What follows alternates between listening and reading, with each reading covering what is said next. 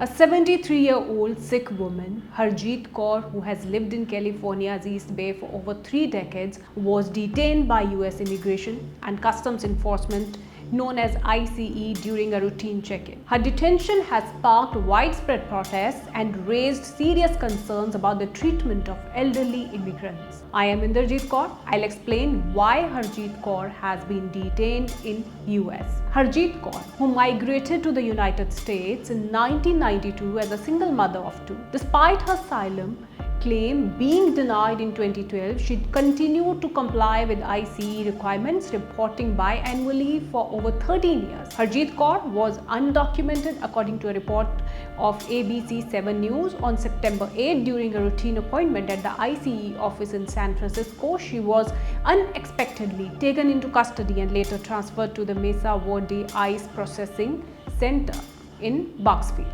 The Sikh community's response was swift and vocal. Approximately 200 people gathered in El Sobrante carrying placards reading "Bring Grandma Home" and "Hands Off Our Grandma," demanding her immediate release.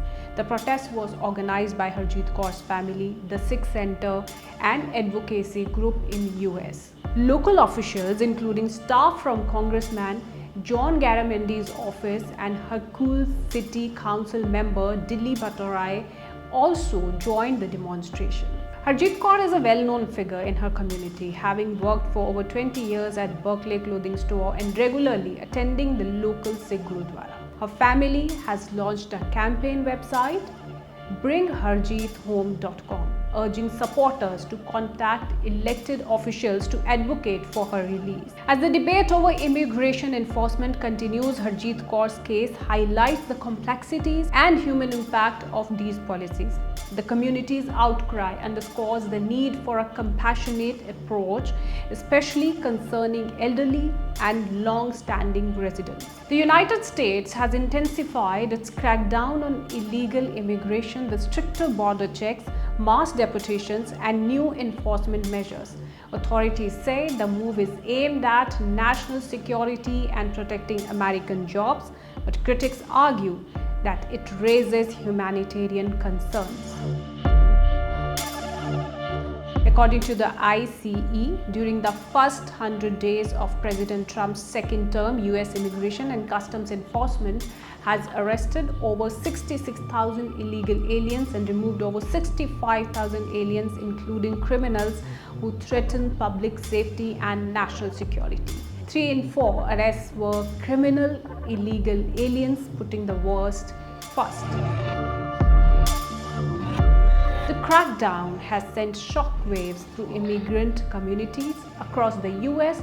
Fear of raids and deportations has led many undocumented workers to avoid public spaces, schools, and hospitals. Advocacy groups say this climate of fear could worsen living conditions for thousands.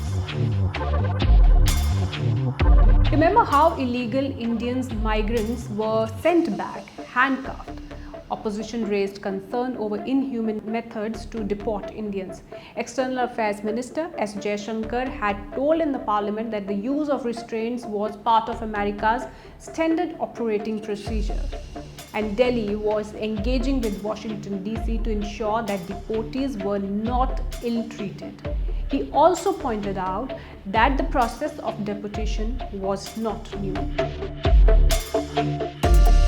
Even Mexico has raised concerns over mass deportations, urging the US to provide human treatment to migrants. Meanwhile, leaders in Central America are calling for more aid to address the poverty and violence that push people north in the first place. Trump also faced ire from various corners. President Donald Trump is facing calls from business leaders to turn the page on his immigration crackdown after a raid at a Hyundai plant in the US state of Georgia. It was the largest such raid in US immigration history, sweeping up 745 workers, including about 300 people from South Korea. But there are some questions that still remain unanswered. Is America's immigration crackdown protecting the nation, or it's breaking families apart? Is Trump's crackdown protecting jobs or just stoking fear? For more news and updates, stay tuned to FPJ.